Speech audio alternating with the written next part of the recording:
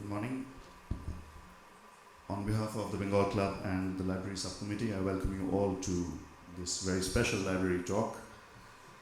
What does one really say about Dr. Shashi Tharoor, former international diplomat, current member of parliament, author, former minister, but I think most importantly with his clarity of thought and rare felicity of language, one of the great champions of democratic values. It's a real privilege, Dr. Tharoor, that you're with us today. Very warm welcome for Dr. Tharoor, please. In conversation with Dr. Tharoor is Ms. Darshan Shah.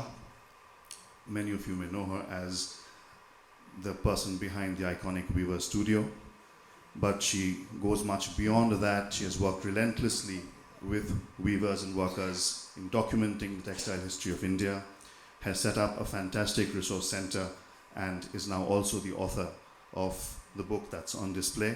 A very warm welcome, Ms. Shah. I hand over proceedings to you. Thank you very much. Thank you very much. Thank you to the Bengal Club. Good morning, everybody. Thank you to Mala for organizing this. And Shubho Navabarsho, Namaskar. Great opportunity. Thank you for gracing us with your presence, Dr. Tharoor. It's such a privilege and an honor to be on this dais with you. I'll get straight to the conversations and the important points which need attention, and who better than Dr. Tharoor to take us through this thought process. There are many reasons to invite Shashi Tharoor to speak about textile culture and history. He is a parliamentarian, he has worked at the United Nations, he is deeply a learned man who engages with culture and ideas like few other in the world. The textile exhibition that we just concluded, Textiles from Bengal, A Shared Legacy, was a celebration of the excellence of weaves and old textile practices in this region.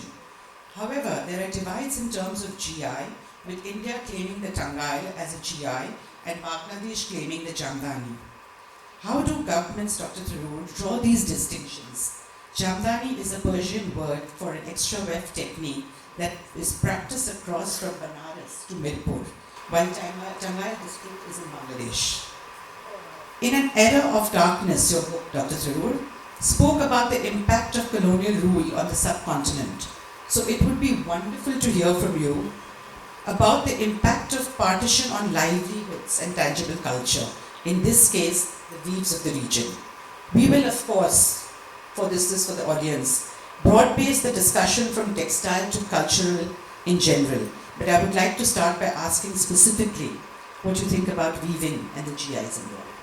Gosh, it's a long saga. You asked about my book on British colonialism, and there's no question that they had a devastating impact to begin with on weaving. One thing we have to remember is that India was a center, and particularly Bengal, was a center of weaving for literally a couple of thousand years. There are records of debates in the Roman Senate in the 1st century AD, recorded by Pliny the Younger, who says that there was a speech in which some of the senators berated the women of Rome that all the gold of Rome was sunk in India because of their taste for Indian textiles. That's 2,000 years ago. And so something we mustn't forget is that India had been exporting all these very fine textiles, muslins, designs and decor, which frankly didn't exist anywhere else, to Europe, to what we call the Middle East now, Persia, Egypt, and all these places, and eastwards to China, Japan, Korea, for hundreds of years before the British came. In fact, the British came because of Indian textiles, among something. Spices too, but textiles were a major attraction. When they started establishing these so-called factories, which were actually not factories in the sense of manufacturing anything, they were places in which the traders settled in order to trade near a port. They were called factories because these guys were called factors, the British traders. But when they established the first factory in India, it was a place called Masulipatnam, which is where, of course, the Kalamkari weave was being made in South India. And similarly, when they came to Calcutta, it was because they wanted to buy Bengali textiles. Now, for about 100 odd years, you could say they were essentially conventional traders. They would buy, they would bring money in, buy our products, take them back, export them to England and make a fortune. And they would make a fortune because it was actually well established. A couple of British novels and so on of the 18th century which tells stories of how shopkeepers would try and pass, in England that is, would try and pass off cheap locally made fabric as made in India because it commanded a much higher price. So our products were the prestige things in the world in those days. And so the British came here to trade. But then what happened was, as you know, India started weakening, Mughal Empire lost control, the place was breaking up into smaller fiefdoms and principalities, and then the Mughal Emperor gave a firman to the East India Company to collect revenue, and that gave them a complete change. They said, look at this, instead of bringing money from England and buying here, we can take the money out of these same people by collecting revenue, exploit them, and we can purchase the same goods with their own money and send them off to England. So it's obviously far more profitable to trade at the point of a gun than to trade when you're actually a merchant or a commercial person. But to cut a long story short, the weavers' first round of exploitation was under British colonialism, and after, as late as about 1750, India was still the world's leading exporter of textiles. About 25% of all global exports in textiles went out of India, principally from Bengal. We also had, I think the figures, as I remember, I was refreshing my memory, was about 16 million rupees, which in those days would have been 60 million rupees in textile exports, and a further 6.5 million in our silk, because we also did silk in Bengal.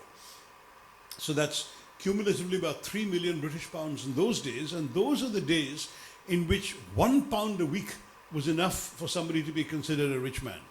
And you're talking £3 million worth of exports coming from India of textiles. So this was the industry, this was the business, this was the flourishing thing.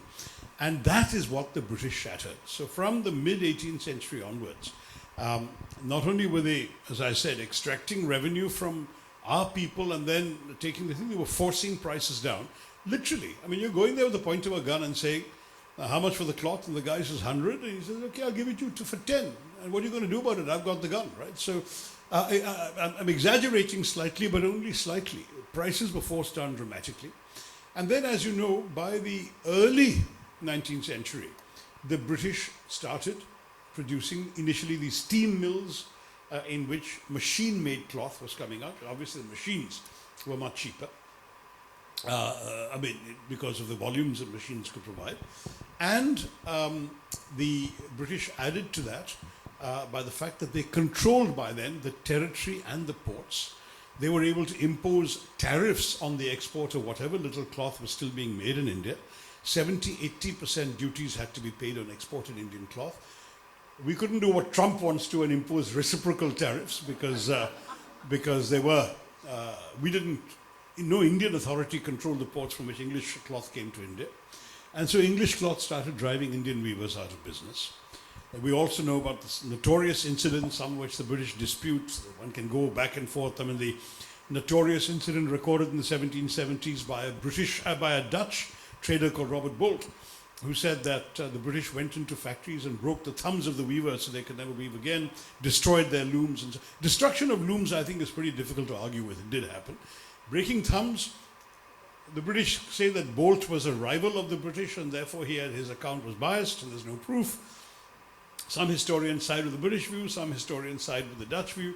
Whatever it is, in our oral legend, we've heard these stories coming down the generations, and I'm prepared to believe that a lot of truths are told and retold from father to son and grandmother to grandchild, and I suspect it really did happen.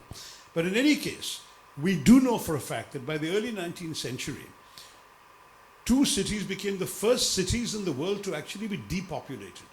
Dhaka and Murshidabad, which were major centers of weaving, people started leaving. I mean, the population of Dhaka was 6-7 lakhs. It went down to about 50,000 by 1850. Because essentially there was no life left in weaving. It was all gone. I mean, I shouldn't say all gone. It was modest amounts. But as Darshan was saying, the British had essentially taken this over. Now, fast forward to partition, to bring me back to her, the last part of her question. With partition, you divided a tradition that was very much a tradition that was shared, right? I mean, yes, Jamdani may well have been invented in Dhaka. I mean, Darshan knows far more about this than me. But a lot of these techniques, patterns, pigments, and for that matter, processes, 3Ps, traveled down the rivers and were being practiced in other parts of what is today West Bengal as well. Now you can argue, I mentioned 3Ps, you can mention 3Cs as well, that culture, craft and commerce all go together.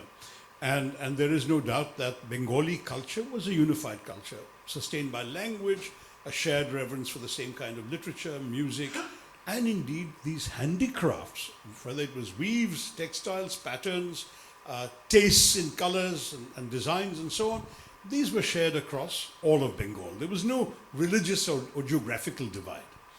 So now what happens is that partition comes, suddenly this becomes a different country.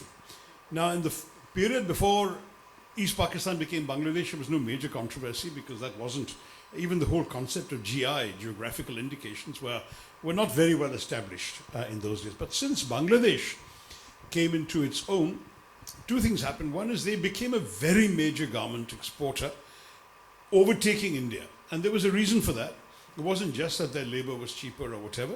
It was that they qualified as what is known as a least developed country. India in those days was a less developed country.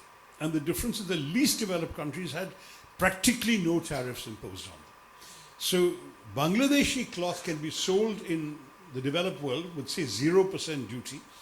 And Indian cloth might come with 10, 15, 20, whatever it was, but there was slightly more. So not only were we slightly more expensive to make, and perhaps that's our own fault because our processes are less efficient, whatever. But on top of that, we had less favorable terms of trade than Bangladesh. So Bangladesh massively overtook us, and they became, therefore, the principal garment exporting country till very recently. I think their least developed country status is supposed to expire in 26, and then things will change, even again in terms of India's competition with them. But they also started taking advantage of this global recognition to get geographical indication status for certain kinds of products, which, as I said, were the shared heritage of both East and West Bengal. And this is where this whole question of, that the only authentic Jamdani is from Dhaka, and so Dhakai Jamdani is the only thing that's permitted under the GI designation, it becomes a challenge. Now, we can probably fight this. The famous example is that when we got a GI tag for our basmati rice, the Pakistanis objected, saying they're also growing basmati, and in the end, both kinds have been given a GI tag. So I think, with some diplomacy on the part of the government of India, we should be able to get a GI tag for our Jamdani also. But I mean, the idea is that this should not become an issue of division between us, because ultimately a lot of these things are part of when you celebrate. When you celebrate these extraordinary muslins that came out of Bengal that were famously described as light as woven air, that's one of my favorite expressions. Are we going to talk about East and West? I mean, Murshidabad is in our country, Dhaka is in theirs. Ultimately, both places were doing this. You really, I think, have to acknowledge that political divisions should not necessarily divide us on issues of culture, issues of shared craft, and that we ought to be able to find common ground. It doesn't help that our relationship currently is going through a bad phase, but before that it was better, and I hope once again it will be one day, and we should be able to find common ground. Yes, so on that note, I wanted to ask you that how can the nations which shared historical legacies and collaborations to better understand their past, and what roles do literature and history play in making this understanding better? Well, history obviously is all about the past, and so if you read history, it's supposed to help you understand the past. Obviously, history can also be used as a weapon for a different interpretation of the past that suits certain agendas in the present. I mean, there's a famous line, I've forgotten who wrote it. I think it was in one of Orwell's novels. I think he said, "He who controls the present controls the past, and he who controls the past controls the future." So you could argue that these narratives also serve a particular political agenda in the present, but there have been, unpolitical narratives also about history, and that's hugely important. I've argued when I wrote this book, An Era of Darkness, about the British Empire in India. And I often said to young people, I said, if you don't know where you've come from, how will you appreciate where you're going? To my mind, the argument for reading this kind of history is about the same as knowing about the background of your grandparents. It's something which is part of your heritage, it's part of who you are. Most of us probably don't have much knowledge of our own family tree beyond 3 generations, but at least our grandparents, we should know a little bit about their experiences, what they endured, what they suffered, what they triumphed, what they lived through. And similarly, for a country, the history is so important to explain to people how we are where we are today. I mean, the role of the British in creating many of the present day realities we're living with. Landlessness is a direct result of British colonialism. Rural poverty, direct result of British colonialism. Indeed, the destruction of the weavers actually contributed to rural poverty in multiple ways, because these weavers essentially could no longer weave, and they flocked into the rural areas where, of course, the land could not support them. And suddenly you had the development of landless labor because you had all these people coming in who couldn't live off the land. You had the longest time when small farms, you'd have the husband tilling the farm and the woman doing the weaving inside the house. Gone. So all of these things were part of the British legacy, but there was also British land policies and so on that created other kinds of issues, and their severe revenue extraction, which I've documented in the book, which was quite cruel and which also created unviable conditions on the farms. So all of this helps understand why are we so poor today. If we were the Sone ki Chidiya once upon a time, why are we in 1947 a poster child for poverty, destitution, disease, illiteracy, undernourishment, and suffering? Well, because the British spent 200 years looting us dry. That's essentially the bottom line of the story.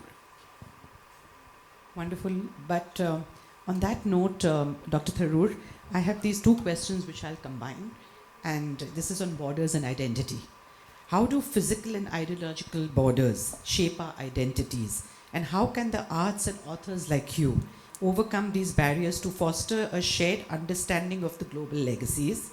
In a globalized world, how can we preserve and respect the unique legacies, various cultures, without them being overshadowed by all our dominant narratives? Yeah, I'm actually very conflicted on this, Darshan, because I both am proud of my individual sort of patrimony, my history, my culture, and have been a globalist professionally and in my own working life and career. I've seen the world, and I do recognize that a lot of the issues in the world transcend borders. In fact, I was going to joke to you, if you had asked me a different kind of question, that the only borders that matter are the borders of the saris, finely woven sari.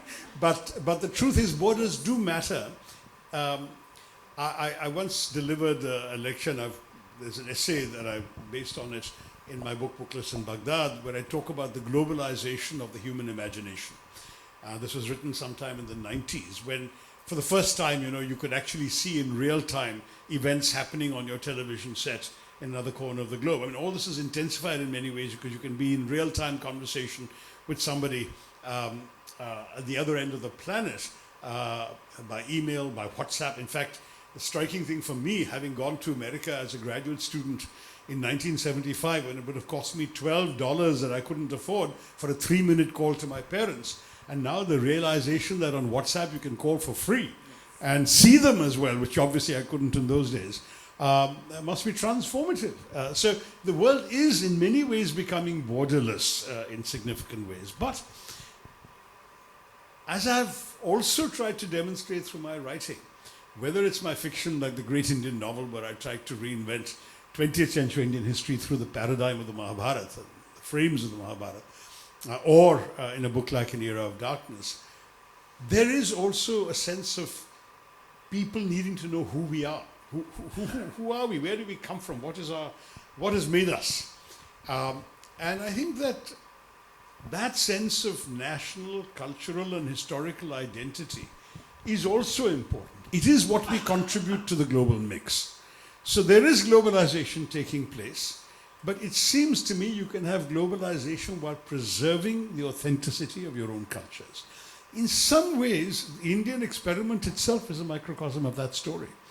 we are, whatever now, 20, how many states are we? 28, 29 states. And each, perhaps not each, some of the North Indian states may a little more seamlessly merge into each other, but by and large, we're pretty distinct. We're as distinct as the countries of the European Union in terms of having different cultures, different cuisines, different forms of dress, different festivals we celebrate, different languages, and yet we belong, unlike the European Union, to one common country. And so the Indianness is the shared experience of all of us. And you could argue that globalism ideally ought to be the shared experiences of all these multiple cultures.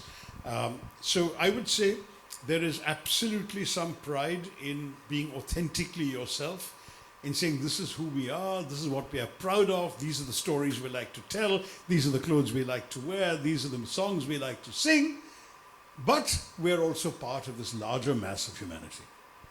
But the intolerance of these borders. That's a fair question, and there is intolerance within borders too, as you know, Darshan, including in our own country.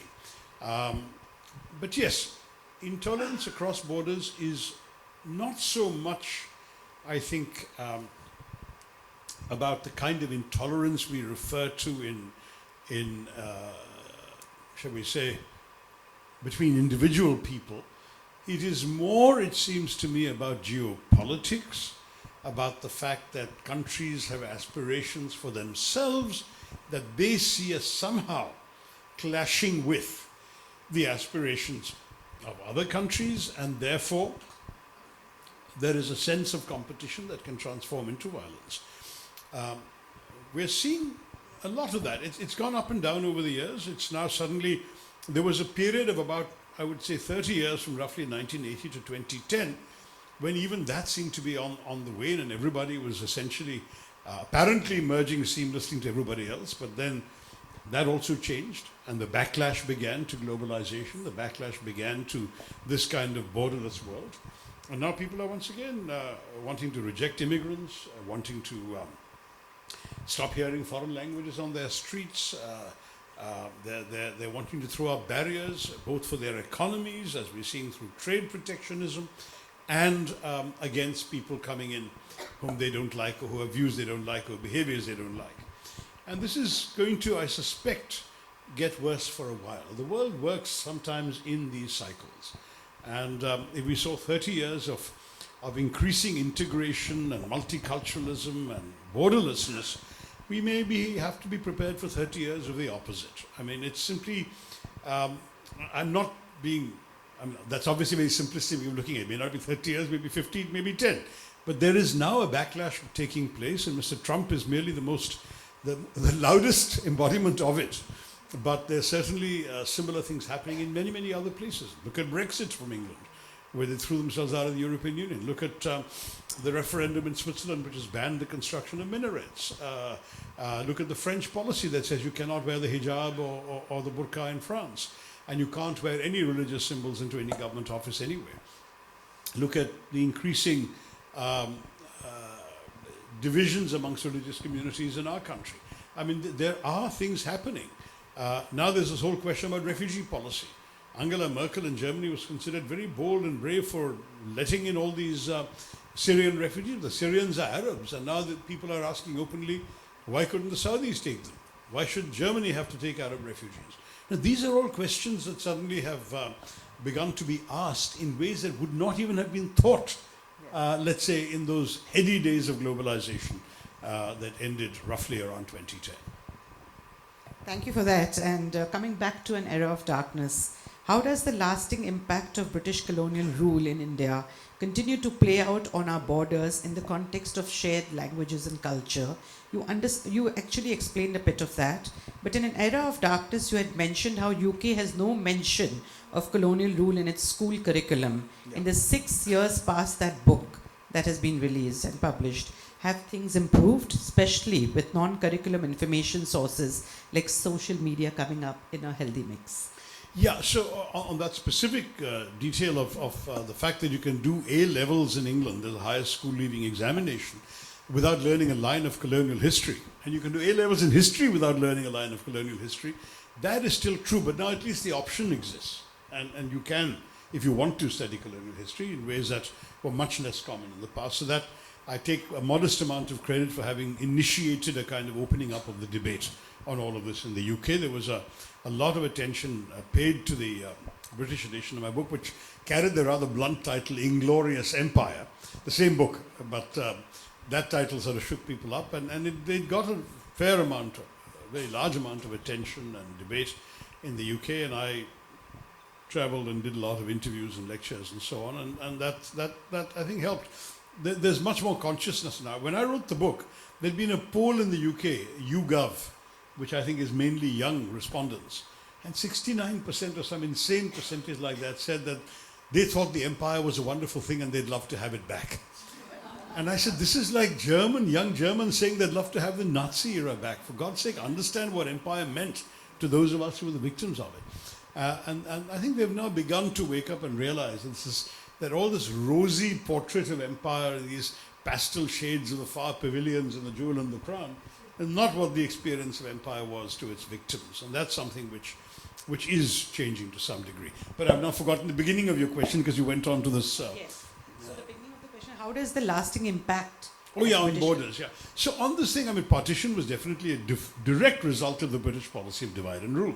They created a sense of difference amongst the Muslims. They deliberately created separate electorates for the Muslims, so Muslim voters could only vote for Muslim candidates, all of the stuff. So there was a consciousness of separation built in. In fact, when they first wanted to partition Bengal, you remember the first partition of Bengal back in 1905, the Nawab of Dhaka had said this is nonsense. He was an Oxford-educated Muslim nobleman. So they slipped him £100,000 and he changed his tune and supported partition of Bengal. I mean, that's how the British were. This is not, again, these are all documented facts. I'm not just sitting here libeling the British. They were utterly cynical, borderline evil in a lot of what they did to us. So the truth is that, of course, that partition was undone by the massive public revolt in Bengal, but it happened again in 1947. Now, the question of how that has affected cultures, in many ways it depends on the political relationship. So when things were good between us, it was possible for both Bangladesh and West Bengal to hail Qazi Nazrul Islam as theirs, to hail Tagore. As you know, the national anthem of Bangladesh is still Amar Shonar Bangla. We have Jana Gana Mana, also by Tagore, is our national anthem. There's a lot going on that unites us and that keeps us going. But of late, and especially currently now with the kind of tensions in the air, I don't know if this is always going to be possible. We've seen the attacks and pretty much destruction of the Indian Cultural Center in Dhaka. We've seen the demolition of statues commemorating the Indian victory over Pakistan in 71. We're seeing, I don't really imagine we're going to see many joint celebrations of shared culture or music or literature for a while in Bangladesh. And I think it's up to us who don't feel that bitterness and hostility to help keep it alive until such time as it's once again can flower in Bangladesh.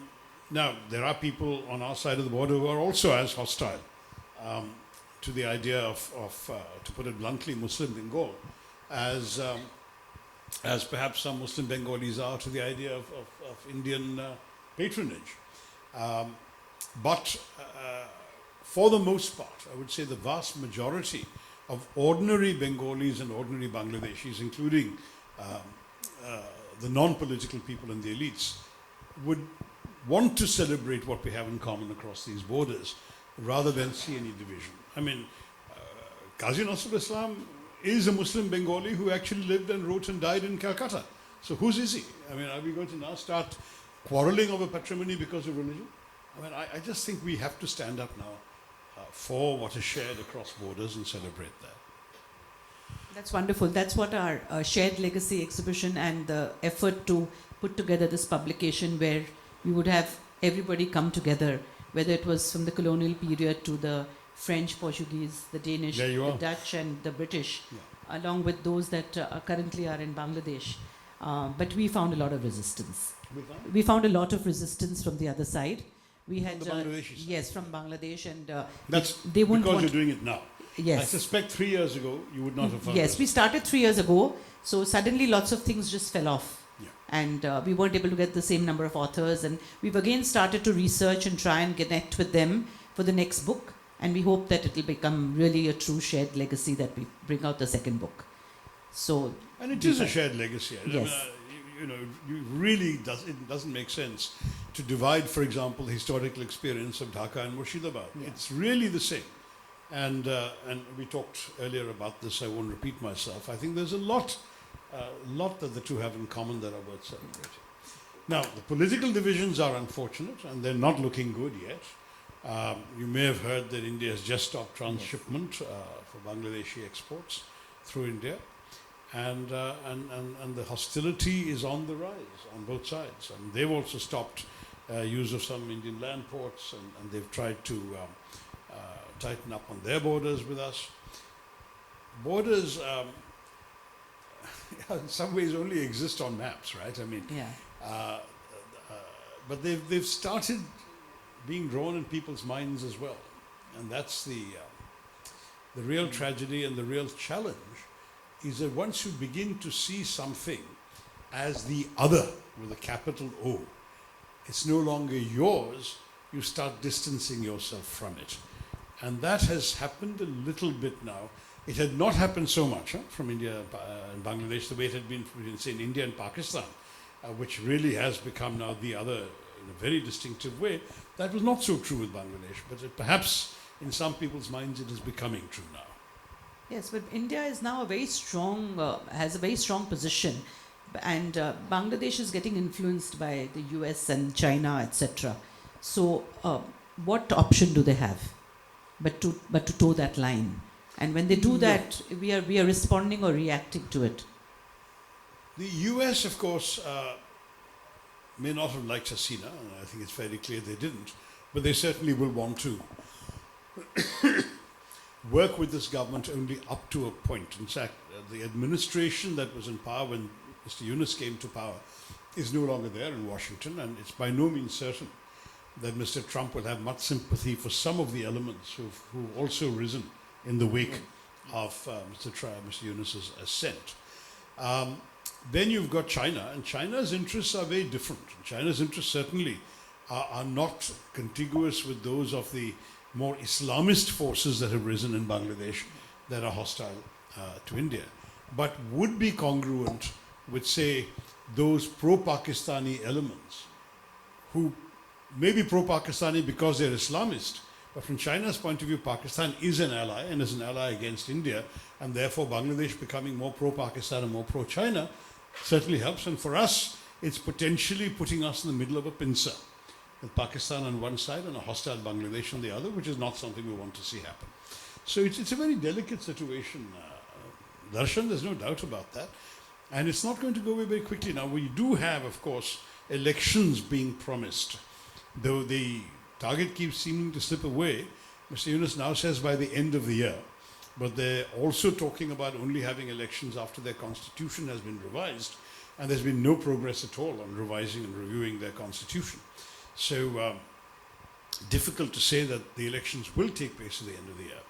But if you have a more centrist force like the BNP, the Bangladesh National Party of Sheikh Hasina, being elected, it won't be as bad as a situation where either the students and their party or the Islamists and their parties come to power. I mean, if the Jamaat is not in power and the students are voted out, we can probably live with the Bangladesh National Party. We've done so before. I mean, Sheikh Khalida has been in power before.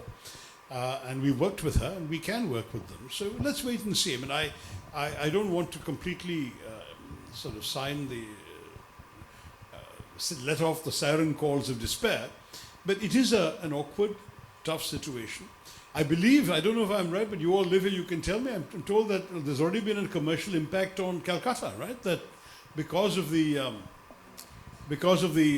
reductions, you're getting very many fewer Bangladeshis coming to shop in Goriahat and so on. And this is not a small matter, because they were a significant, I mean, the Bangladeshis saw Calcutta very much as a place to come to shop, to style themselves, to buy products here, to medical assistance, absolutely. Even visas and so on, so easy. All of that's changed. And that is not good for Calcutta, but it's also not good for our relationship between the two Bengals and between India and Bangladesh. I know that the audience is waiting to ask questions, but the last two questions for you on historical narratives. How can we as readers and the scholars ensure that the voices and histories of colonized peoples are heard in an accurate and respectful way, given that much of history has been told from the colonizer's point of view and perspective? Yeah, there's an old African proverb that as long as the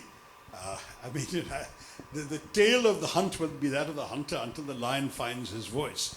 If we were the victims of the hunter for so long, we're now finding our voice, and that I think is now, it's the time for the lions to also start roaring and telling our tales, and I think that's very important for our people to have access to the stories that we also have to say. So do you think that all the writers and literature and historians, etc., are getting very proactive to correct all of this? It's not their only concern. So there are some who are, and there are others who are tilling other fields and moving on in other ways. And that's fine. I think in any case, a thriving literary culture, which is what we want in India, will have all sorts of writing. So there's room for historical revisionism. There's also room for evocations of the past. There's also room for chick lit and rom-com and Yes. murder mysteries and thrillers. Let everything come, let everything Yes. flourish. For me, what's important is that we should be a self-confident culture. We should no longer have to feel either sort of the oppression of foreign rule, nor the insecurity of some other culture looming over us that's hostile to us. I think we should be self-confident, do our own thing, and that should show up in our writings, in our films, in our culture, in our music, and the kind of work you're doing, Darshan, to revive handicrafts and weaving and preserve as well. I mean, that you're doing an invaluable job in that direction. Thank you. Thank you so much. That means a lot coming from you, Dr. Thank you. Tharoor. Thank you. And with everyone wanting to look homogeneous, everybody wants to look the same, and wanting to confirm, do you worry about the sari? Do you think it's going to be collateral in the march to modernity, like the kimono? You're getting me into trouble again. I wrote a Yeah. column many years ago, when I just come back to India. I wrote a column about how startled I was to see every woman in Kerala wearing a salwar kameez, because I had visited Kerala throughout my childhood, and you hardly ever saw a salwar kameez. Every Malayali woman was always in a sari, and needless to say, I got lambasted by women for my patriarchy and so on. The male gaze, men like to look at women in saris. I'm sorry, it's true. But, women wrote to me saying, try catching a bus in a sari. Of course, we'll prefer the salwar kameez. It's so much more practical, etc., etc. So I've been shaken a bit. It's possible, Darshan, and I say this with some diffidence as a man, and be very conscious of my limitations here, that it's possible that women may prefer more practical, convenient wear during the day, and the sari becomes reduced or marginalized or sidelined into something you wear for special occasions, for dinner parties and weddings and receptions and so on, but not something you wear every day to the office. Possibly. That is probably the worst that's going. The sari can never disappear. It's simply too elegant a garment. And it's so much part of our culture and our tradition. Gifting saris is always going to be an important feature, and I don't see the sari disappearing, but it may not be. I do know women who would almost never wear a sari during their average day, but who are quite willing to wear it for an occasion or to go out to a wedding reception or whatever it may be. That's when they would be prepared to wear a sari. Is that, and you see a lot of women in the room, do I see heads nodding? So you wear it all the time. Good for you, ma'am. Rita? All the time. So there are still, but there may be a generational issue here. I've got to warn you. Look, as far as I'm concerned, Darshan's question was about whether we were heading in that direction in the future. I don't see the sari ever becoming a museum piece, but I wonder whether it's going to be as widely, commonly worn day long in the coming generations as it has been in the past. And Kerala, certainly, I'm sorry to say, the visual evidence is that the sari has lost the battle. And it's really surprising, but it's the visual evidence is there all the time. Just in dress, when you talk about patriarchy and sari, what about the mood? See, the munda is extremely practical, convenient, and so on for the weather. Beg your pardon? The weather, the visual has I would say it's no longer ubiquitous. It's not 100% to the men, but it still is, I would say, maybe 50% of the men, or maybe that reflects the fact that I move too much in political circles. But more and more men are, of course, wearing pants because pants are more convenient. Pants have pockets which mundas don't. You can carry your wallet, you can do all sorts of stuff. Otherwise, you wear the traditional Kerala munda with a Western style bush shirt and put your money in your front pocket. And I always wear a kurta, which it's for me more practical to wear pants and a kurta to have the pockets available. Look, I mean, I honestly think I don't think any of us needs to be judgmental about anybody else, right? I mean, let people wear whatever they find useful, comfortable, and presumably attractive or good looking. And in the end, all of these will find their place. I suspect that the percentages of use will change. But everything from convenience to practicality to looks to cost, all of these factors come into people's clothing choices, right? Fair point? On that note, I'm we'll not open it sexist, up. I'm not We open it up. patriarchal, I'm just trying to be objective. I think we'll open it up because there are so many people who want to ask you Sure. questions beyond just the sari. You pick the questioners. I think somebody's bringing a mic around. Thank you for your speech. It was really enjoyable. But my question is more political. With all the xenophobia and global cultural tensions fermenting across the globe, what do you see as the future of globalization and also the role that the United Nations can play? So, future of globalization I've partially addressed. I think we really are now in a phase of deglobalization. How long it will last, I don't know. But since we went through the opposite for about 3 decades, we might have to be braced for a comparable period when the backlash comes on. And remember, it's both an economic backlash and a cultural backlash. The economic backlash is from people in countries like America who have lost blue-collar jobs that they used to take for granted. And they're saying, why are we voting for these politicians who are exporting our jobs to Shanghai or Bangalore? We want the jobs back. And that's what lies behind Trump's crazy tariffs, for example, is the unrealistic belief that if you put tariffs on, all these manufacturing jobs will return to America, which is not going to be so easy, not going to happen probably. But anyway, that's the economic backlash. And there is also a cultural backlash. People tired of the sort of ruthless cosmopolitanism that was celebrated the world of the Davos man, as it were. There's a wonderful book by a British writer called David Goodhart who talks about the world being divided into the somewheres and the anywheres. The anywheres, I'm afraid, people like me who can be comfortable in any country, flit from business class lounge to 5-star hotel, address conferences, meet people from different countries, feel completely at ease. I'm not saying this with any pride. I'm just saying this happens to be the way I've been living, and therefore I would qualify in the anywheres category. And the somewheres are the people who are rooted in one place, speak one language, have one religion, one culture, one set of attitudes, and do not want to embrace all the rest. And his argument is that the somewheres are winning anymore. Theresa May, the Prime Minister of Britain, famously said that if anyone considers themselves a citizen of the world, they haven't understood the first thing of what citizenship is all about. And for that matter, even our own ruling party talks about being more authentic representatives of Indians than the ruthless cosmopolitans they supplanted.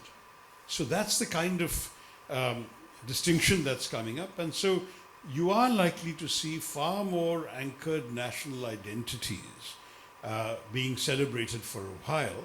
As I said, how long? Impossible to tell.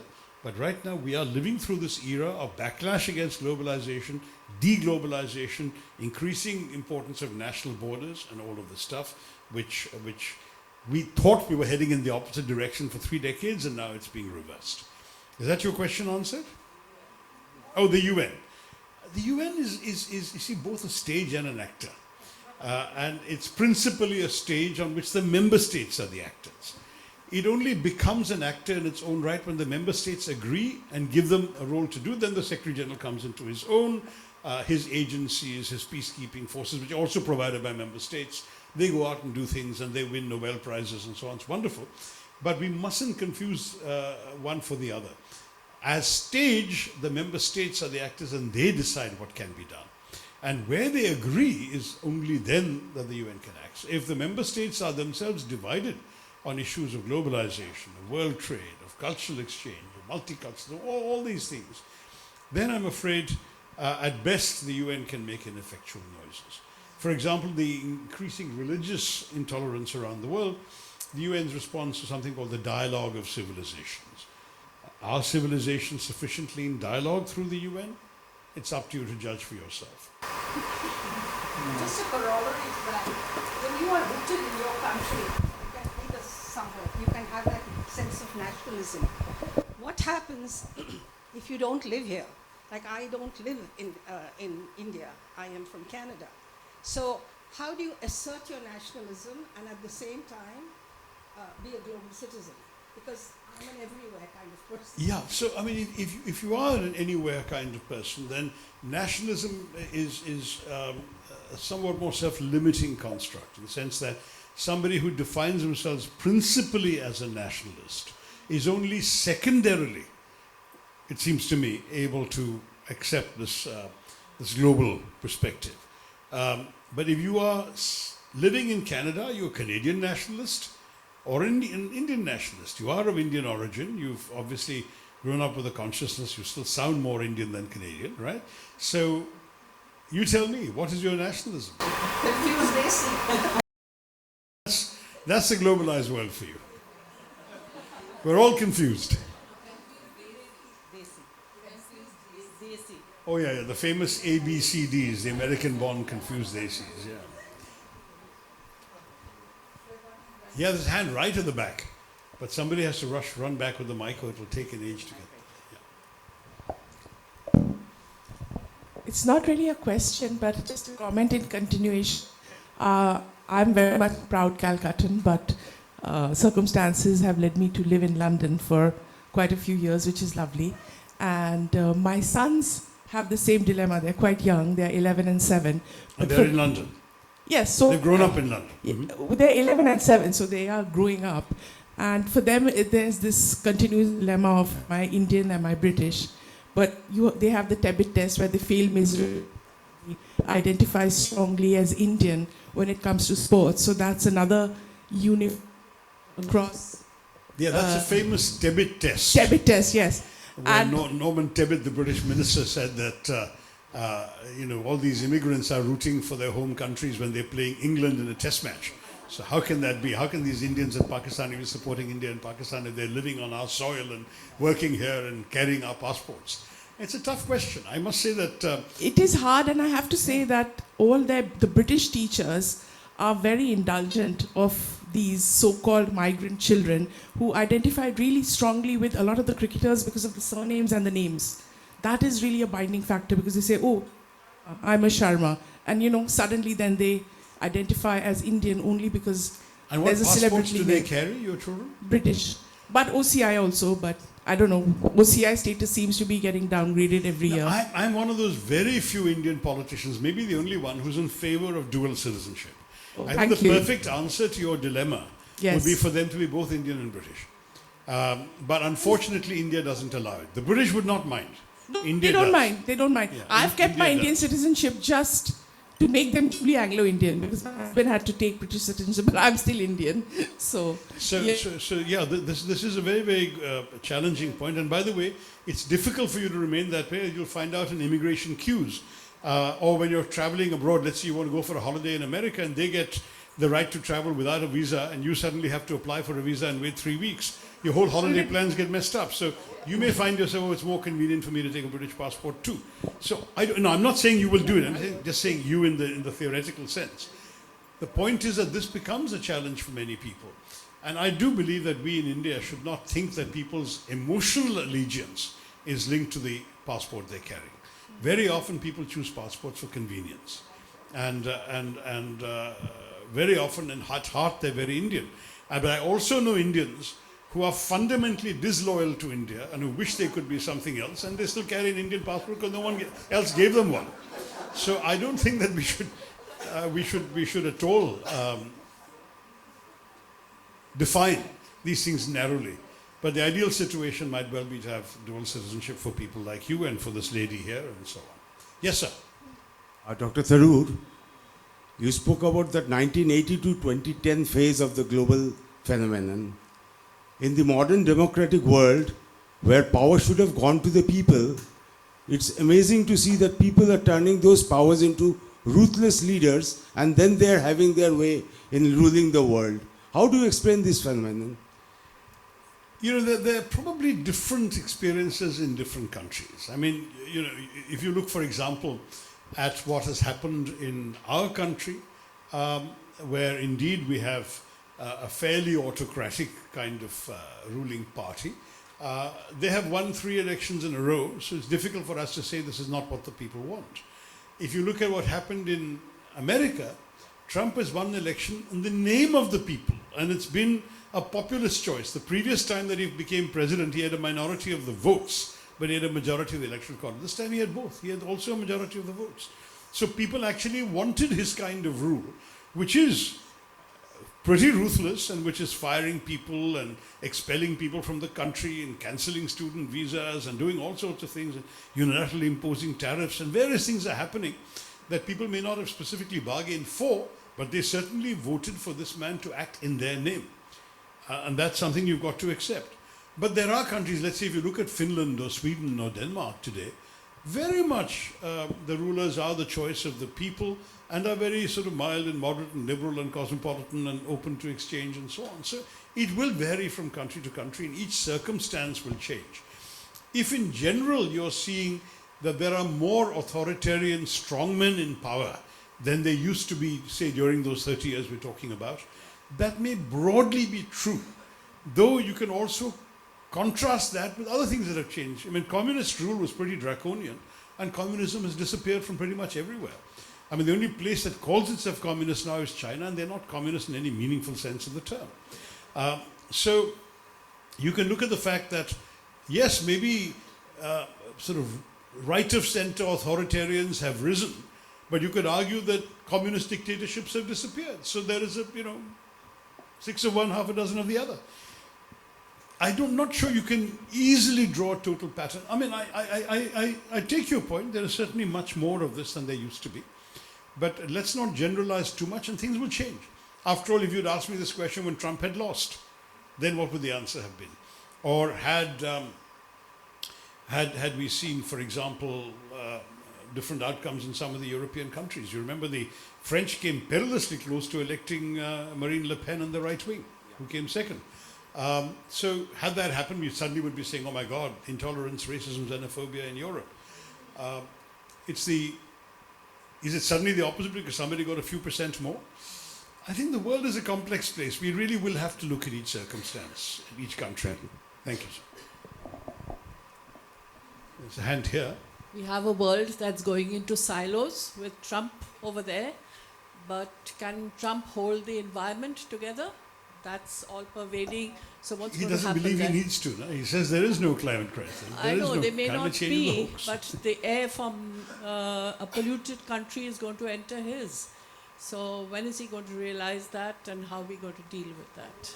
At the moment, his political choice is very clear. He's not going to do anything for the environment. He does not believe climate change is real. He believes it's a hoax. It's a left-wing liberal conspiracy to stifle the enterprising business people. And as you know, one of his slogans during his election was drill, baby, drill for more oil. He is not, I think, going to contribute one way or the other to this. Air pollution is actually not a good example to give, man, because that's much more a local problem. Air, you argue, you're right, there are no fences in the air, but the truth is that at best it's a sub-regional problem. So the bad air of Delhi may be coming from Pakistani Punjab, for argument's sake, and it's being trapped there by climatic and geographical factors, but it's not really reaching Washington. But there are other things, and for example, this whole emphasis on alternative energy. Our government seems determined to make India the green hydrogen capital of the world in terms of how much emphasis and tax incentives and so on they're giving for that. We'll have to see how all these things work out, but countries will follow their own policies and see what we can do. Apparently, India is a world leader. I never even knew this. I read it yesterday on something called EV to grid technology. You know what that is? When your electric vehicle is idle, the battery in the electric vehicle can be used to send power to the grid. So Calcutta will have fewer power cuts if you have more electric cars, for example. Which is, to me, sounds slightly odd, but apparently this is a technology and India is a world leader in it. Now, these kinds of things are all transforming the world. So countries will do their own thing. We've got this International Solar Alliance. The Americans may not be active in it anymore, but the others will be. And frankly, if solar electricity becomes cheaper, even the Trumps of the world may say, well, why don't we want cheaper electricity? It's good for us, we'll take it. So, again, no simple answers. But he is not, at the moment, going to contribute to any global environmental cause. That's for sure. I wanted to ask This is you. going to be the last question. So the whole world all of a sudden has shifted to extreme right-wing extremism. I mean, all the countries are, kind of falling in line with each other. Not the whole world, no. Almost. I mean, when you look at India or Europe or America or... Not every country in Europe. So there are lots of left to centre governments. No, in this. yes. But what could be the reason? I mean, it's very, very, perplexing as to why all of a sudden all this is happening. I can venture a couple of reasons. One is definitely the backlash to globalization I described. When suddenly you find that everything you took for granted appears to be disappearing. When you're hearing foreign languages in your streets, when you're seeing women dressed from, covered from head to toe that you've never seen before, you're seeing mosques coming up and you're seeing various unfamiliar things happening around you. The search for certitudes, for clinging on to something that you can take for granted, that's very often a human reaction. It takes a certain amount of education and a certain amount of imagination to be able to accept and accommodate things that are that unfamiliar to you.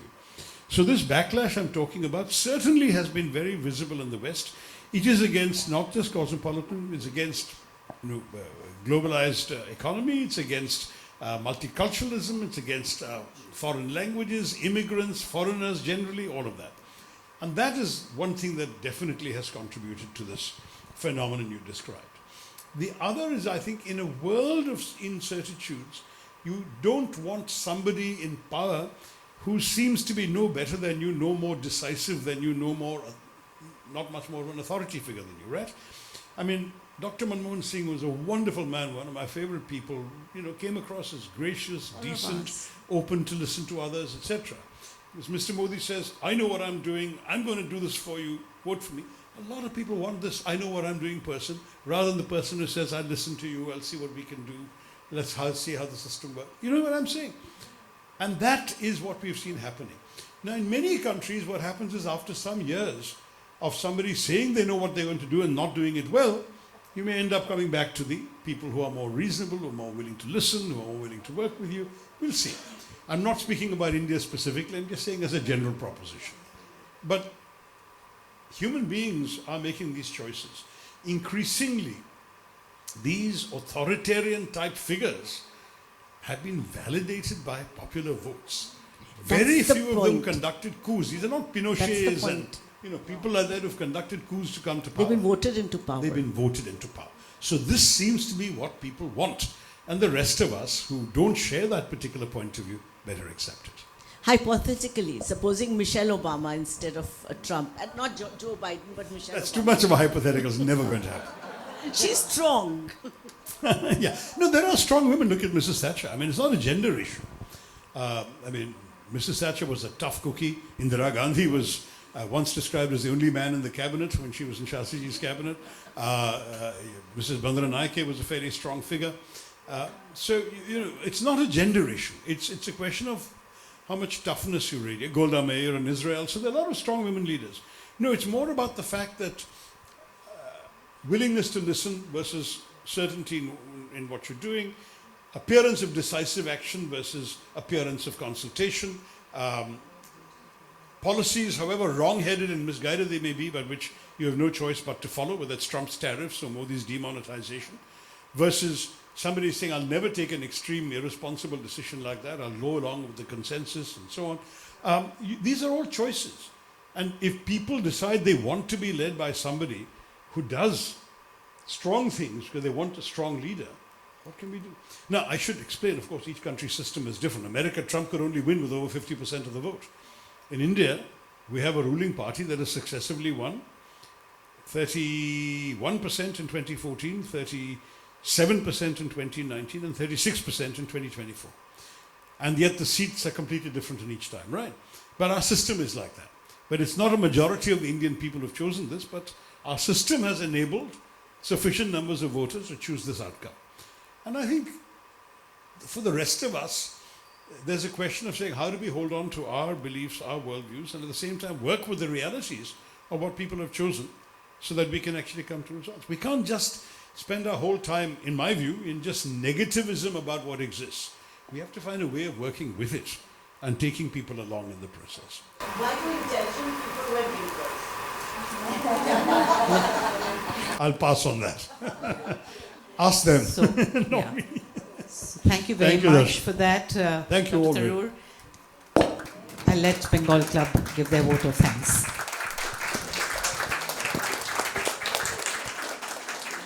Thank you very much, Dr. Tharoor, for an absolutely wonderful session.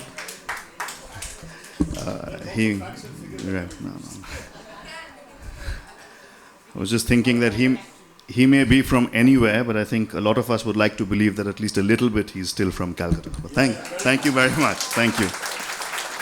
And thank you, Ms. Shah. Thank you very much. May I request our committee member, Dr. Nandini Ray, to kindly felicitate the guests. And while we wait, a big thank you to Mrs. Malavika Banerjee, a member of our library subcommittee, backbone of our library subcommittee, really, for making this happen. Thank you, Maladi. Thank you.